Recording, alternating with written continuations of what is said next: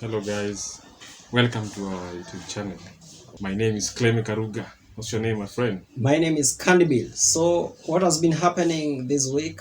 I know a lot have been happening. Yeah, we've been having so many issues. The main issue was on the impeachment of Gachagua. The DP has already been impeached, but we're still waiting for the courts.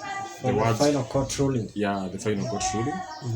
And now Kindiki is also one of the DP, the nominee, one who was nominated by the president on Saturday. Was it Saturday?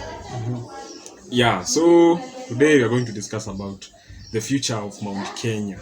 Okay. Yeah, what the future the Mount Kenya people hold. Remember, the Mount Kenya people are not only the Kikuyu, they are the Aembu, the Gikuyu, the Meru, and so the Mount Kenya is divided into two. We have the Mount Kenya West and the East, and also we have some part of Rift Valley which also form the part of Mount Kenya, like places like Nakuru. Yeah. In as far much people may think it is Rift Valley, but it has a huge chunk which contribute to the Mount Kenya. So especially those people who live there. Yeah. Not really the region, but those people who are living there, the Kikuyu, the Meru. Remember, these people are distributed. Yeah, they're distributed all over Kenya. Yeah, so those people are mostly those people who are concerned with the Mount Kenya or the Mount Kenya region consists of those people. Yeah, so Gachagua impeachment has raised a lot of questions. Yesterday we saw Gachagua when he was out of the hospital because he fell in.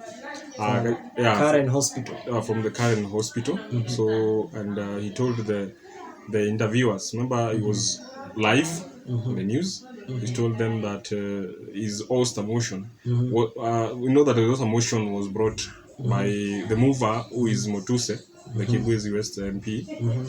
And the host motion had a reason behind it, behind the motion for his host. 11 charges. Yeah, on the 11 grounds margin. So, and also mentioned something to do with the being he was targeted for maybe say snitching or exposing the secrets of the NIS, the secret of the State House to the public. And now the shareholding comments. And in fact, the shareholding comments were I think they are the ones among the charges. Yeah, but when you see on the shareholding comments, even the president was also part and parcel of reiteration of the words. So this government also was formed on shareholding. Because I believe when they were campaigning, they had already decided who will be the speaker. Yeah. They had already decided who will be the minister for this docket and this docket. Yeah. They had already shared. It's only that they were not talking it loudly in the public. Yeah. Walikuwa wamepanga hii maneno yote. They had already discussed and planned. The mistake with Rigathi Gachagua was talking it out loudly and telling the public, guys, we are running a shareholding company in the name of the government. I think the people did not get it right. Remember when Gachagua was saying that it was taken out of context. Yeah, he was agitating for the shares for the Mount Kenya people. He was not agitating for the shares for his own community. He was agitating for the shares for all the people around Mount Kenya. So the Murima notion it is not concerning the Gikuyu only. It cuts across all the communities. Because Gachagua, I'm not supporting Gachagua, but I'm just using the alleged grounds that Gachagua that he was agitating for the rights of his community only. So I think this. But the truth of the matter, the government has been running a shareholding company. Yeah, it is a shareholding company. But it's only that they are not speaking it out loudly. Yeah, they are not speaking it. This political party, which was minority, which was UDA, it sat down and came to discuss about the different shares, different sections of the communities that made that political party to be in power, so that these shares would be in the form of appreciation because of the fighting for the votes. So it is not common It is, let me say, it is not something that is very outrageous. It is something that was there, a discussion that those people in government discussed earlier. So today, and also if the president and his team, if they love justice so much, we've seen the president release. There was a man who was sentenced to 67 years. I think it's 67 for corruption charges. An MP from, I don't think if it's Sabaot or where was sentenced, and he was for released. 67 years. Yeah, he was released by the president. Yeah. So I mean, these people. Let me tell you one thing about these people. There's something that went wrong. It's not that they don't want. They want justice. They don't want corruption. They don't want anything. These people have been running some deals. They want the government to be like shadowy so that people don't know a lot of this that happens. So what the major mistake Rigathi made was to talk some government business. Yeah. And do you think betrayal is the thing running in the government right now? Because I remember during the Uhuru time, Ruto was complaining of Uhuru who was betraying him and wanted to harass his family. Also people have been alleging also Ruto is the one who allegedly assassinated the former chief of defense forces. Yeah, Ogola. You know, is betrayal the new game in politics or what? It is indeed betrayal. It is indeed betrayal. As you can see, Gachagua was the one who brought all these foods to President Ruto. Remember, Gachagua he was acted as a broker in looking for all these votes from Mount Kenya region. And indeed, if President Ruto did not want Gachagua to become the deputy president, he would have chosen another person. But I think President Ruto chose Gachagua as his running mate because of how Gachagua had that skill of looking for votes in the places around Mount Kenya. And actually, this is betrayal. And you saw that Gachagua was the one who was used during the 2022, before 2022 elections. I would say that Gachagua was used in fighting Uhuru Kenyatta. Yeah, battles. He was used by Ruto to fight his own battles. Yes. You know, Ruto wanted to settle some political scores with Uhuru. And he looked around and decided, who is that one person who is very vocal? Yeah. Or mouthy, who can speak out with so much braveness? So I would say, I would argue that Ruto usually sit down. He sits aside, then he is the chess master. He operates all these people. He fights people, this community and this community, without himself being part and parcel of the war. So he fights all these people using an enemy. True. Yeah, so fighting enemies. He's a master of running political squid game. Yeah, you remember this movie Squid Game? Yeah, where players will turn against each player. Yeah. And then they were being controlled by somebody. Yeah. If you are looking for somebody who is controlling other people, President Ruto is the one who is controlling Moses Kuria and telling him, now say this. Yeah.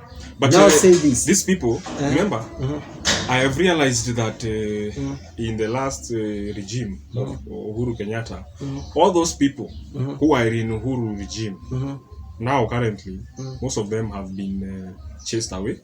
They have been whipped by the current regime. Most of them, like Gachagua, the likes of Gachagua. Gachagua is an example of those people who are in that era. You look at Ndini Nyoro. Ndini Nyoro, by the way, Ndini Nyoro has been so silent, and I believe Ndini Nyoro is... Do you know the reason why he's silent, in my opinion? Yeah, so I in my opinion, Ndini Nyoro fears to come in public because he's targeted. He's being targeted actually by the president. Remember, Ndini Nyoro was not in parliament to vote yes for the the motion of Gachagua. He was not in parliament. Look at Babu Owino. He was not also in parliament to vote for the motion. So these people, I think they are looking for. Okay, they are sitting in a position not to be persecuted by the people of Mount Kenya. So in that the position where they are. But I think they think that Ndini Nyoro can be chosen to become a deputy president. I think also, the issue Babu was that Owino, he was the one who was promised. I also think Babu Owino wanted the CS position. Yeah, when Raila was offered slots, the CS position or the will fill the vacancy for Sakaja, who would maybe once Sakaja is impeached, Babu Owino will take that position. So, but I think the silence for Ndindi Nyoro is questionable. Is really questionable. Remember, President Ruto want a yes person. Once he says something, yes, then you agree to it. Yeah. But Ndindi Nyoro is not in that capacity to say yes or no. Say yes or no. Remember, Ndindi Nyoro is rich. He has financial. He has deep pockets, and he's vibrant. He is vibrant. And he don't want to be already he is in the position he was in the position to maybe to not agree to the terms and the conditions of the president. So Ndindi Nyoro, I think but there are people who are saying that the reason Ndindi Nyoro stepped out from appearing or talking on this matter, he was elevated by President Ruto during the campaign, and he was told, I'll make you a king one day, I'll help you. Now he started, the Kindiki factor started worrying him, because now President Ruto started delegating a lot of work to Kindiki, and then Ndindi Nyoro was being left out. So Ndindi Nyoro thought, he felt some sort of betrayal, the same way Babu Owino felt some sort of betrayal when Raila Odinga was offered some slot, for some CS slot. Instead of Raila choosing Babu Owino, Raila opted for people like Joho, and Babu Owino felt it, because because the narrative that was going around is that Joho will not be in any position of the CS. So I believe that all these people, the Kikuyu or the people from the mountain who are in the cabinet, most of them, they will be whipped. After Gachagua, we go to Ichung'wa. Remember, history repeats itself. History repeats itself, and we must read on what happened in the past so that we know the present. Remember, Gachagua was used to fight Uhuru. Then Gachagua now is one who is being fighter on. I look at the Ichung'wa. Ichung'wa, I believe people was... and also I remember Ichung'wa was also used to fight Uhuru. There was a time... Yeah, he was also fighting Uhuru. But it will be of any surprise, Ichung'wa being accosted on by the government. You will see Ichung'wa going home. Ndindi Nyoro is going home. That is why Ndindi Nyoro is laying low on such matters. Remember, when you vote yes or no, you are targeted. You are known, either you are a bit so your level, your stands are well known by the government. But when you skip such motions, such very important motions, it speaks a lot. It speaks a lot. So what next for Mount Kenya or Mount Kenya 2027? So I think Mount Kenya, once Rigathi Gachagua is actually impeached and gone, Mount Kenya will be a very terrible state. Will it be united? I think it will not be very united, because most of the MPs, senators from the Mount Kenya region, most of them voted for the impeachment of Rigathi Gachagua. I think it will be disintegrated. It will not be the situation as it was. And as you look at the issue of Kindiki, yesterday I saw the interview of Rigathi Gachagua saying that Kindiki will be a yes man. Yeah, he's a puppet. Yeah, he'll be a puppet. The reason because he's appointed, not elected. He owes his loyalty to President Ruto, who has appointed him. Not like Rigathi Gachagua, who was elected. So it makes a lot of difference. So it will be very easy when he disagrees with the president. It will be very easy for him to go home. He'll be just told to go and resign. Go. Yeah, so it means that what goes around comes around. Yeah, so and also politics. There is no permanent friendship and no permanent enmity. Today, Ichung'wa thinks that President Ruto is his friend, and also vice versa, and also Ruto thinks Raila is his friend. But in politics, this is a game of interest. It is a game of interest. It will come a time, they'll start turning against each other, and the language will start hearing. Kimani Ichung'wah will start talking about Ruto. I remember there was a time also Mike Sonko started accusing Uhuru. They were friends. He started telling him ati ni alikuwa ananivutisha bangi. Hii macho nyekundu unaona? Ni akanipeleka akanipea chang'aa, akanivutisha sigara. Politics is a very funny game. It's a very dirty game. So many people have gone home. Look at Mike Sonko, Waititu. It's all about they were impeached.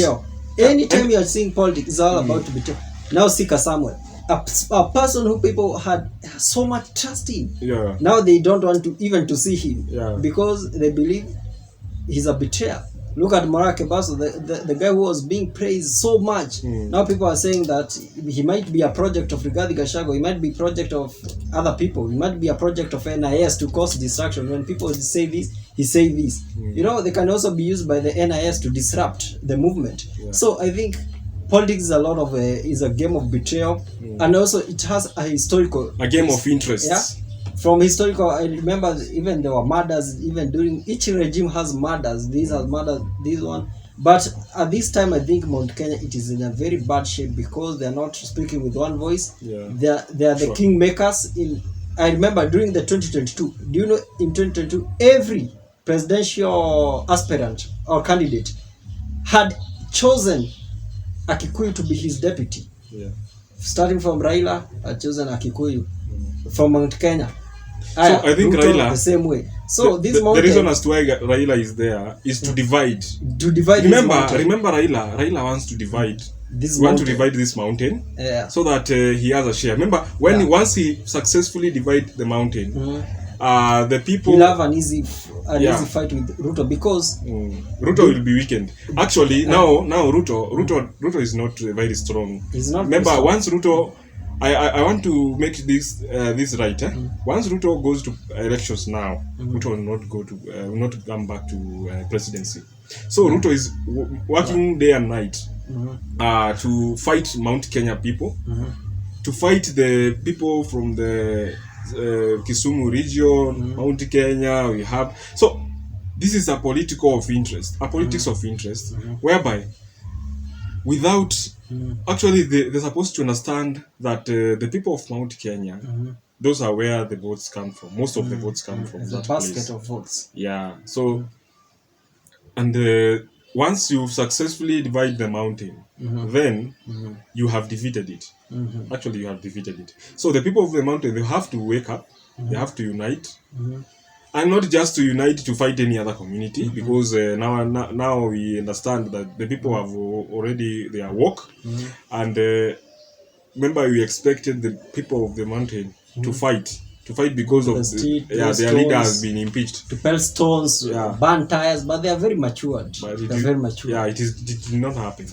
They have demonstrated a lot of maturity because but these will have repercussion on the president, negative repercussion on the president, because he's the one who will have a disadvantage compared to himself, because a divided mountain will not help him. Remember, his competitor is Raila. Raila is not his friend, and the gap between Raila and Ruto during to 2022 was 200,000. So if Raila is able to divide the Mount Kenya, so he'll be able to close that 200,000 vote, which Ruto had defeated him with. So that's what Raila will do. He will solidify. No, that is after losing the ASU bid. He's going to lose the AUC. That I'm 100%. He's going to lose that. Why are you saying so? He's going to lose because the candidate, the nature of the candidate. If you analyze the person who is competing with Mahmoud, the Djibouti guy. Is it Mahmoud? Yeah, Mahmoud from Djibouti. He is very strong. That guy has support from francophone countries, the country which speak French. He has the support of the Islamic countries. Talk of Djibouti, Somalia, North Sudan. These countries have, even Morocco. Morocco, yeah. These countries have, Mali. They have, they vowed they will support him.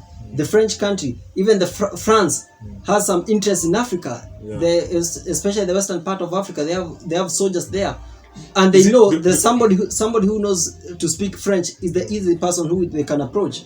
This guy has some leverage of Raila. Do you think once Raila loses the ASU bid, we'll go back to Raila will go to the ballot? The only time Raila cannot vie is when he will be in the morgue, dead. That's the only time Raila cannot vie, and that will mark his end.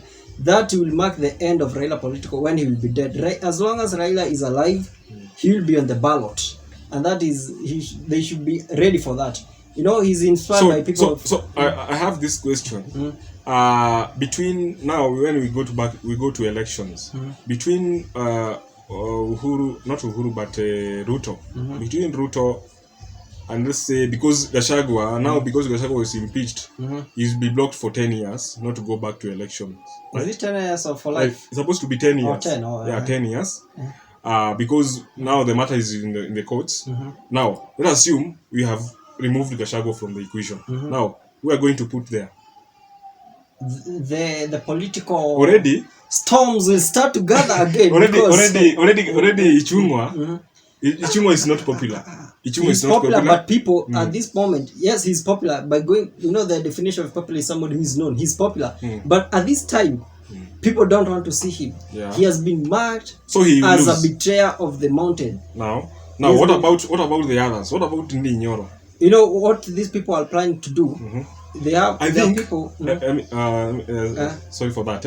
I think the reason as to why Ndindi Nyoro has been very, very silent is because Ruto knows very well that when Ruto and Ndindi Nyoro are on the same ballot, they are contesting for the presidential race. He knows very well that Ndindi Nyoro will secure the seat. He's going to become the president of Kenya. And that is why Ndindi Nyoro does not want to speak, does not want to take any ground, does not even want to associate with the president. So, the president will start fighting Ndindi Nyoro. I think so. I think he's fighting. He'll start fighting. He'll look for the strongest people in the mountain and start fighting them. But there is a plan. The Mount Kenya people, those from the Jubilee. You remember the Jubilee? The people like Kioni. They will unite with the team from Rigathi and tell him, you know, you've been impeached.